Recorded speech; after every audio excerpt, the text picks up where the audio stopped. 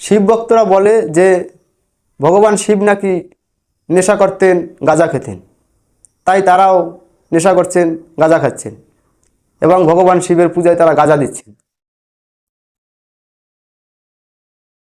তো এই ভণ্ড পাখণ্ডী শিব ভক্তদের বলি যে ভগবান শিব তো বিষও খেয়েছিলেন, এই সংসারকে বাঁচাবার জন্য সে হালাহাল বিষ খেয়েছেন, তো তোমরা বিষ কেন খাচ্ছ না শিব ভক্তের নামে?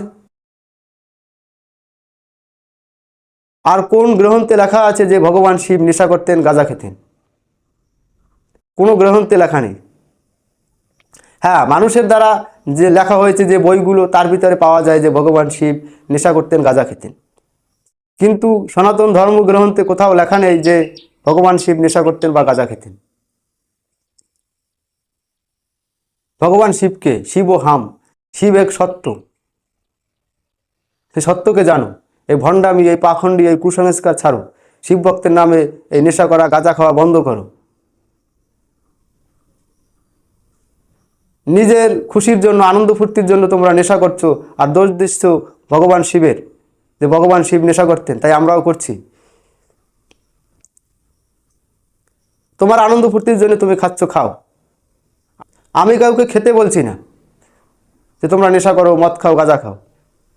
আমি বলছি যে তোমরা নেশা করছো, করো, নিজেদের আনন্দ ফুর্তির জন্য তোমরা নেশা করছো, মদ খাচ্ছ, গাঁজা খাচ্ছ, খাও, কিন্তু শিব ভক্তের নামে খেও না। আর শিব পূজার নামে ভগবান শিবের প্রসাদ রূপে গাঁজা দিও না।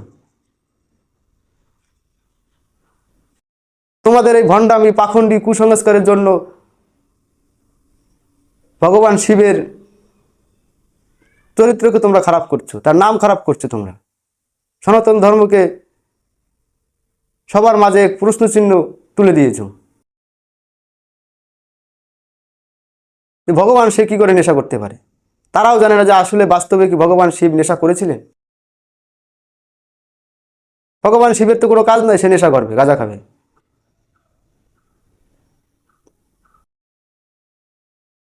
সত্যকে জানো, সত্য হলো শিব। তো সত্য কখনো নেশা ভান, গাঁজা খায় না।